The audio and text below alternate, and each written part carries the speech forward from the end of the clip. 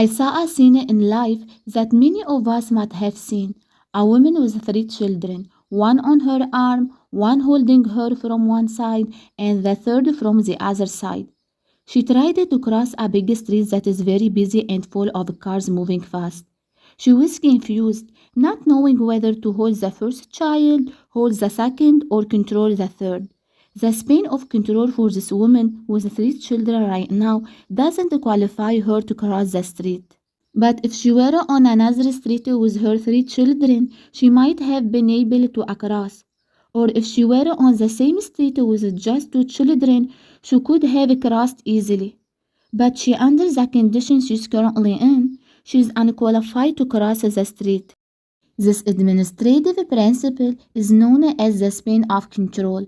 But if this woman insists on crossing the street out of responsibility, she will harm herself, her children, and others. So it's very important to apply this principle in our lives today, especially after we have reached an area where the rules of life are changing every day and our interests are increasing day by day. For example, you might find yourself obsessed with reading and learning a new language for a time, and at another time, you find yourself obsessed with programming, and at another time, focusing on marketing. Many people may call you chaotic or mentally distracted, and you always feel as if you are still at the starting point. However, what you are actually doing is gaining experience in multiple fields that will make you an invincible person over time. Psychologists refer to this as fire transfer, which means taking a concept from one field unrelated to another and applying it to the other. For example, think about a CEO of a big company who worked as a journalist in TV station.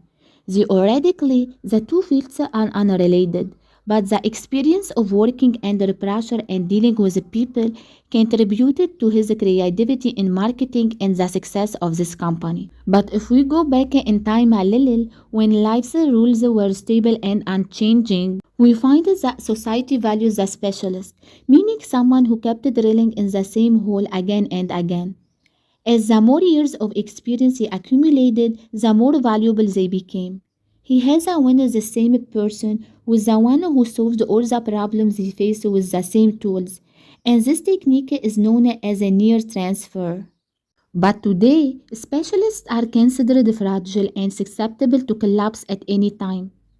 I remember once a friend told me that when she was applying for a teaching position with many others at a large school, they passed a uniform question and asked everyone to write their answer on a paper.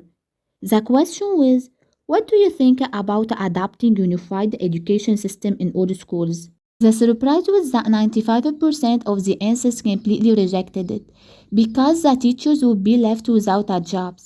The situation is not limited to my friend's experience, but also significantly reflects our lives today. Because as we all observe how AI can replace humans in many tasks, thus it's very important to work on acquiring new skills and have many interests in multiple fields. That ensures that regardless of what happens in the job market, you always have a backup plan ready. For example, if you were an accountant in a company and AI replaced you, you would be worried and panicked. But if you were an accountant who also knows programming and learned English, this will make you an invincible person. This is what the M shape looks like in action, and the letter M consists of several pillars, each representing a part of your interests. So it's very important not to build them all at the same time, as this will lead to a collapse. For example, if you try to learn a new language and learn programming while also starting a new project at the same time, you will collapse. So try to acquire each skill individually, giving yourself enough time to master any skill until you reach a point where you can solve any problems related to that skill without having to reach the cause again. Once you master it, it will form the first pillars of the ladder M. Then start with the second skill and follow with the third until it's complete and no longer be part of a game where everyone can control you. Thus, it's very important that when you learn a skill, you connect it with your other path, which will help you solve your problems in innovative ways. Because Only when you possess many skills will you be able to prove yourself in whatever you want. As in our current time, specialization, a single certificate or one skill, is not enough to complete with development and live a pleasant life. Another trait that makes you invincible is repetition. Repetition is considered strength and not waste. We have all heard the question asked to Thomas Edison by a journalist. Is it true that you failed 10,000 times to create the electric light bulb? Edison replied, no, I did not fail. I just discovered 10,000 ways that don't work. From here, we conclude that when you repeat something and fail, you are getting closer to your goal. Okay guys, at the end of this video, always remember that the chaos which once made others criticize you can, at a certain point, become your strongest point, so don't stop.